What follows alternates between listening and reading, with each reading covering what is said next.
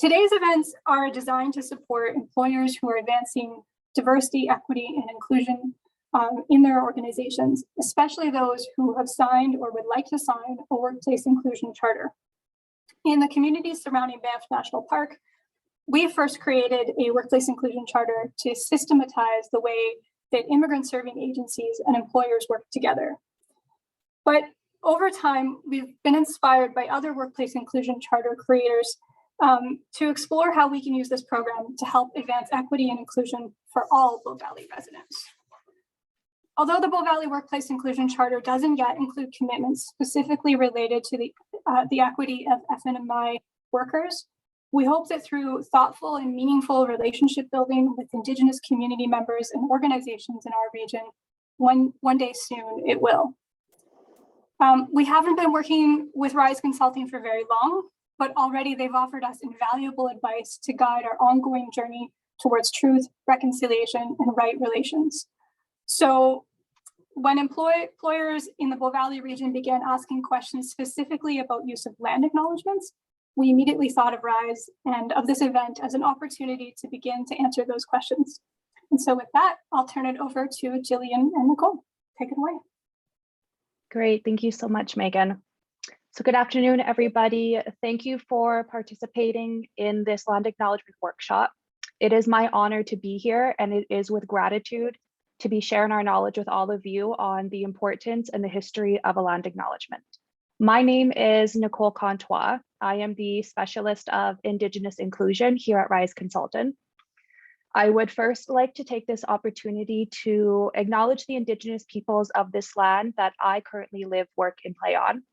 I acknowledge that the Indigenous people, and I want to pay respect to the traditional territories of Treaty 7 that has and will continue to be home to the Treaty 7 region, that has and will continue to be home to the nations of the Blackfoot Confederacy that is made up of the Siksika, the Kainai, the Piikani, the Tsuut'ina Nation, the Kainai, and the Piikani, and the Wesley Nations of the Stoney Nakoda and the Métis Nation region of Alberta 3.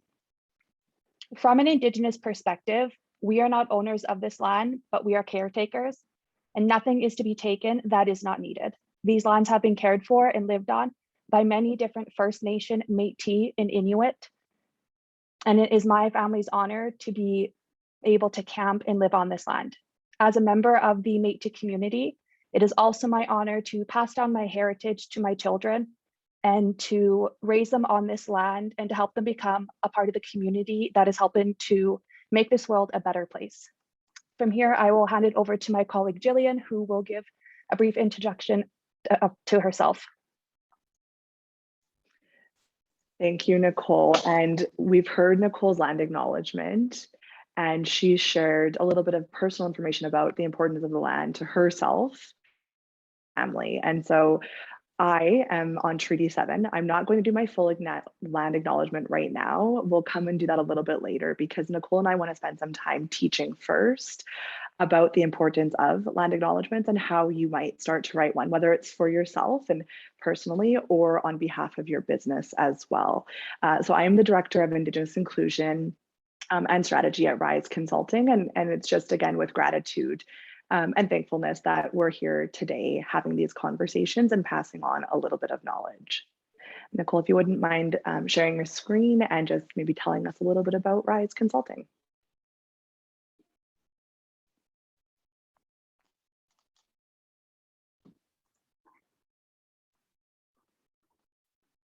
Perfect, thank you so much, Gillian. So here at Ryze Consulting, our purpose is to support the rise and presence of Indigenous peoples in Canada. We do this through fostering meaningful relationships built on trust and respect, and by bringing together Indigenous and corporate communities to create shared value. We're focused on supporting reconciliation and meaningful Indigenous inclusion. Reconciliation is the coming together of our systems, institutions, organizations, and society in relationship with and in creating a more equitable and inclusive society for Indigenous peoples. We listen, we learn, we reflect, and then we act. As we identify the intersection between reconciliation and inclusive workplaces, The opportunity exists for organizations to proactively participate in, support, and partner on economic development activities with Indigenous communities and ventures.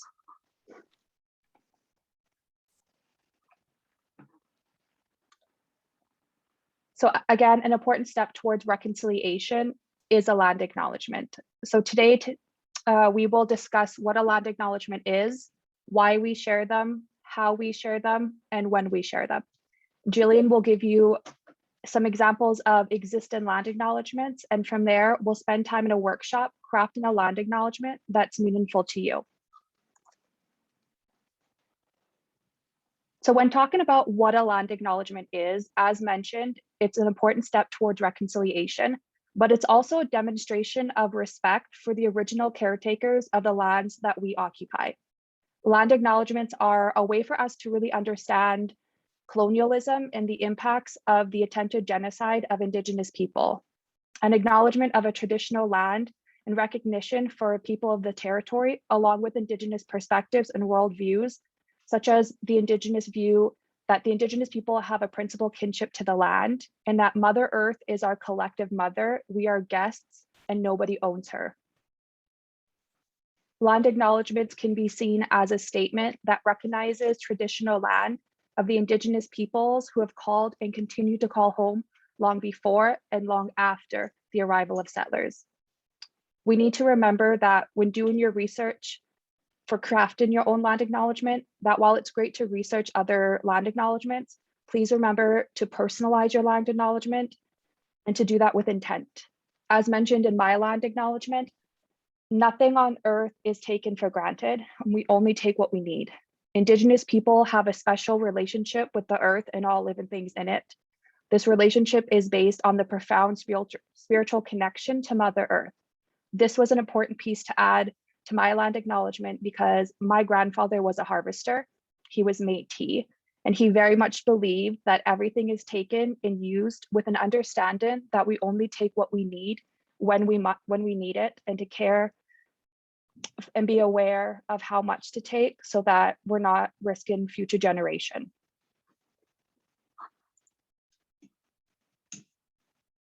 So when talking about why we share land acknowledgement, it's to show gratitude and appreciation to the Indigenous communities who have been living here since time immemorial. It is important to understand the long-lasting history that has been brought to us on the land and to seek to understand our place within history. We use them to raise awareness of Indigenous presence and land issues as we work towards honoring the broken treaties. Land acknowledgements do not exist in past tense. They can be seen as an ongoing process that helps build mindfulness of our present participation in reconciliation. Every time you give a land acknowledgement, you're providing a learning opportunity and encouraging others to seek knowledge. Thank you, Nicole. So we've heard a little bit about really what a land acknowledgement is and why do we share them. And what I want to talk you through is a few steps on how we actually write our own land acknowledgements. Again, whether it's something more personal or whether it's for your business or your organization. And the goal really is to practice land acknowledgements in a meaningful way. And so we look at a few steps when we're thinking about our land acknowledgements. And it really goes back to what Nicole said earlier about we listen and learn, we reflect, and then we act. So in our case in land acknowledgements, the listen and learn is really about doing your homework.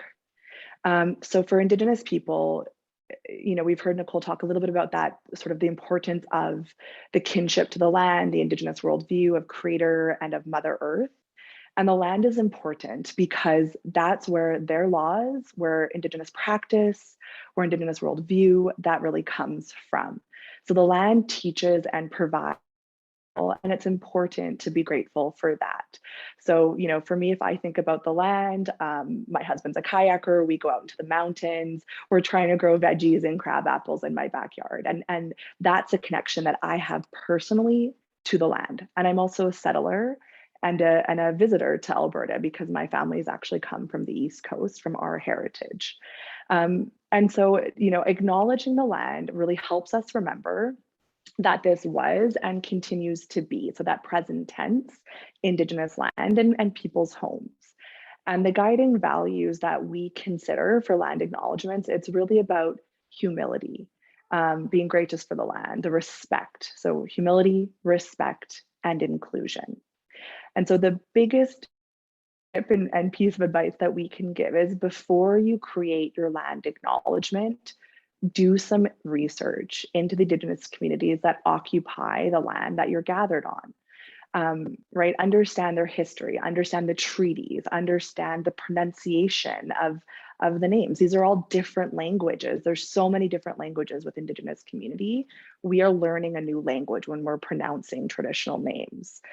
We want to learn about the treaties that were signed on or around our communities. Are you on treaty territory? What number is it? Is it unceded territory? And what does that mean, right? It's land that's not legally signed away to the crown.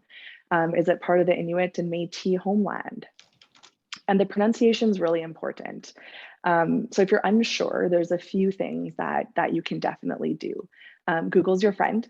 Google the traditional pronunciation of the name and watch. There's lots of different videos at your disposal to watch the pronunciation.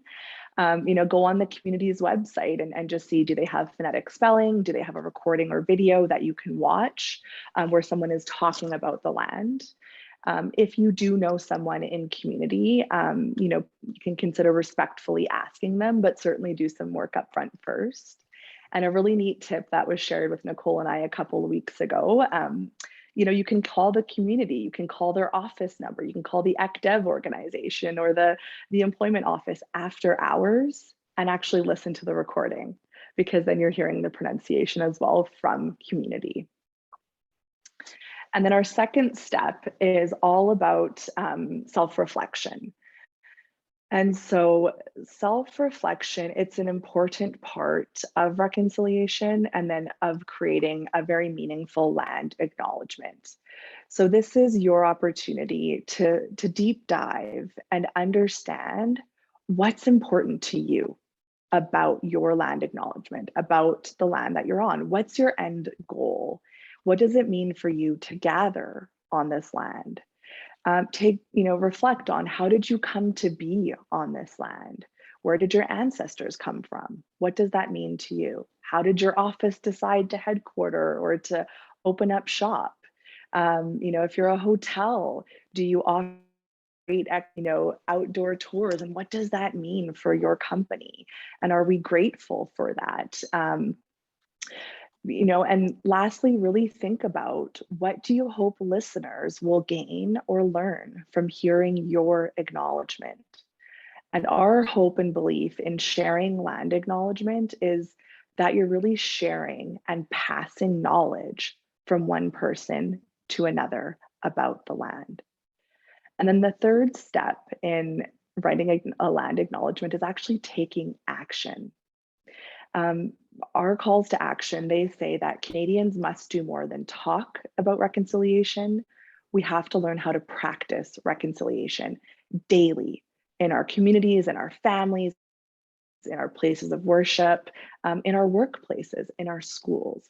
This is the ongoing work that all of us must do to support reconciliation. So some actions linked to your land acknowledgement, right? There is that self-reflection. Again, that's an act of reconciliation. Writing your land acknowledgement is actually an act, because that's a small gesture in the reconciliation pathway. But when you begin to combine it with intentional action, that really is reconciliation. And so this start with supporting what Indigenous people have to say, listen to their stories, build relationships. If there's a community event in the community that you're on, go and attend it and be part of that. Go visit the cultural center in the territory or the community that's closest to you potentially. Learn about Indigenous business and buy Indigenous, right? And just really take that time to learn about the culture of the community that you're closest to, or the communities in the territory that you're on.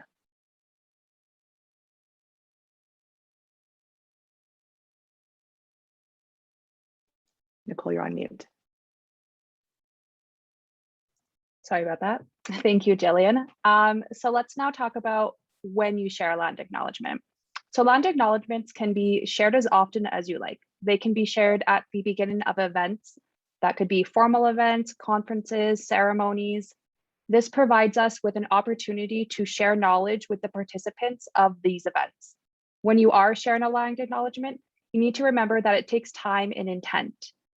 Also, every time you travel, whether it's for personal or business, take the time to research whose land you are on, even if you're not given a formal land acknowledgement. As mentioned, land acknowledgements are an intentional act to show transparency when building an inclusive culture built on the tenet, nothing about you without you, when working with Indigenous people. And we've gathered a few land acknowledgements that we want to share with you.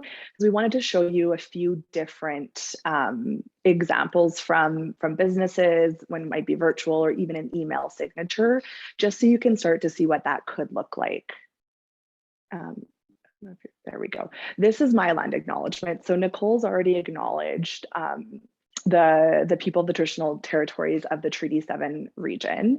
So I'm not going to reiterate my entire land acknowledgement, but for me, again, it's about my family, the connection that we have to the beautiful land that we're on and how we enjoy that land.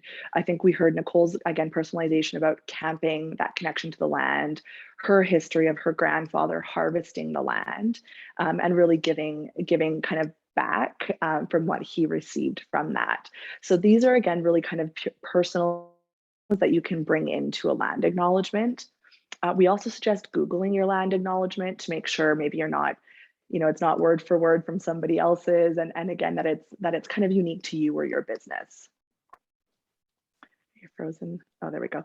So this is the Banff Canmore Community Foundation land acknowledgement.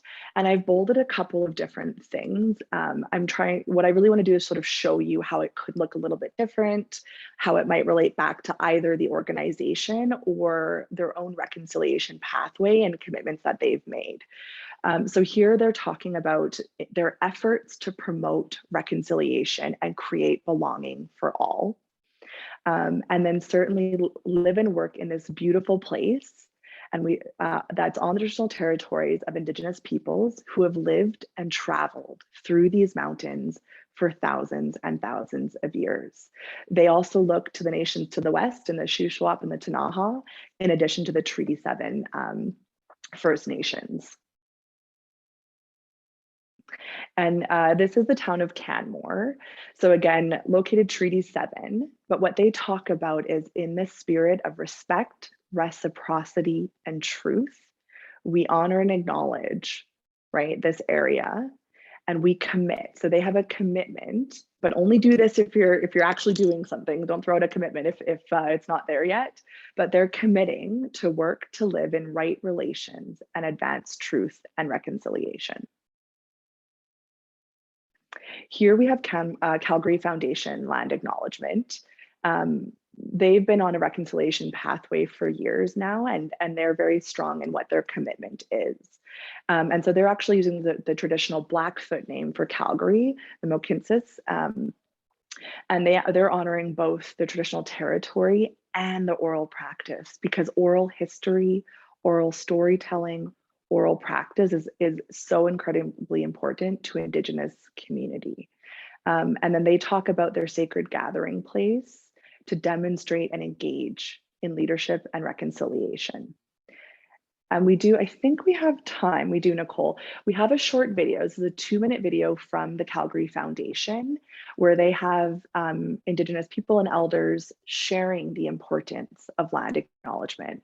So we want to share that with you. Let us know in chat if you're unable to hear it.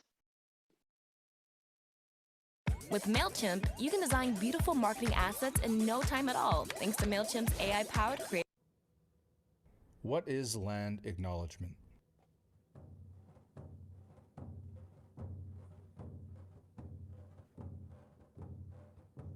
Those of us that are continuing our oral history are blessed. What we shared, that was told from way back. We were part of the ecosystem. We were not masters of it. you know, after we grow up from our biological mothers, the earth becomes our caregiver. Everything that we need is there.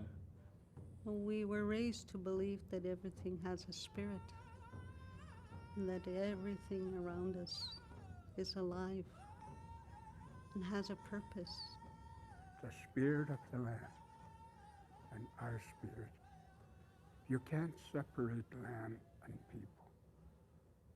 In Treaty 7 territory, I'm accepted, I'm something, and I'm with my people. We honor our ancestors by acknowledging Treaty 7 territory. We acknowledge the Treaty 7 nations, the Piikani First Nation, the Siksika First Nation, the Kainai First Nation, the Stoney Nakoda First Nations, and the Tsuut'ina First Nation. We acknowledge the ancestral territory of the Siksikaitsitapi, the Blackfoot Confederacy, and the home of Métis Region number 3.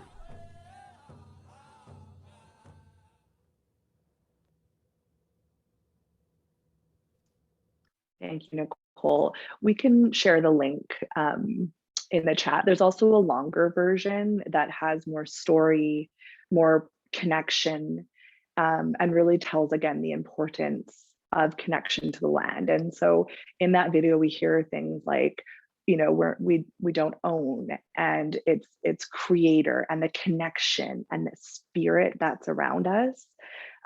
That is the importance of the land to Indigenous peoples, and again, why we acknowledge and give honor to that. Thank you, Annie.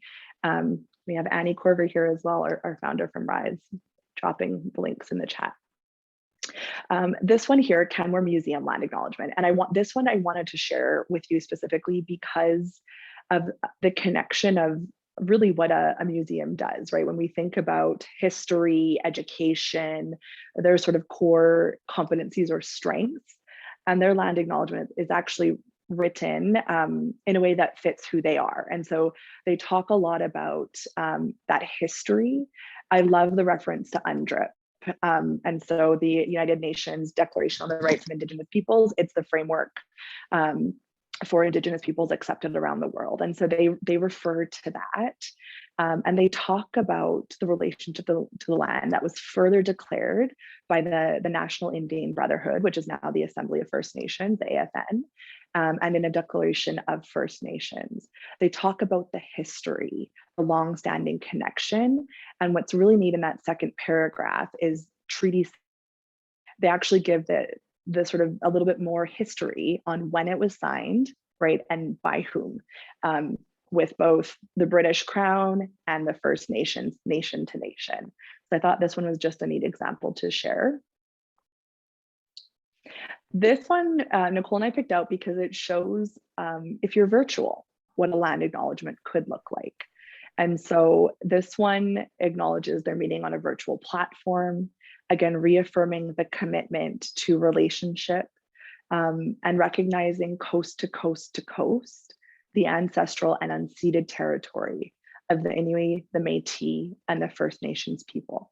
So they don't specifically acknowledge a territory. They're gathering across, you know, Turtle Island or North America and Canada. And so they recognize that coast to coast to coast.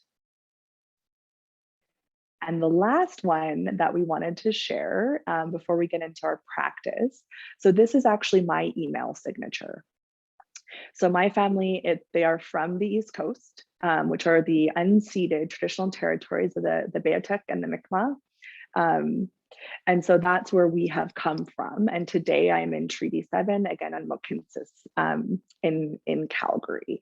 And so just another way, if you're thinking about that personalization or what might be unique to you, where I recognize where my family has been and where they come from, or where I am today, I guess I should say, and the land that we've been on kind of throughout my family ancestry and history.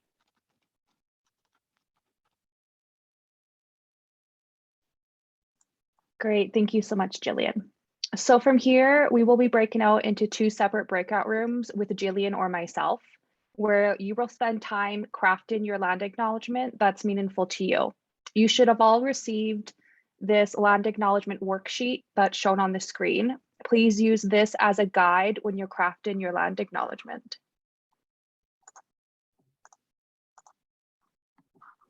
While in your breakout rooms, you'll be given 15 minutes to craft your land acknowledgement, and then we'll spend 10 minutes sharing it.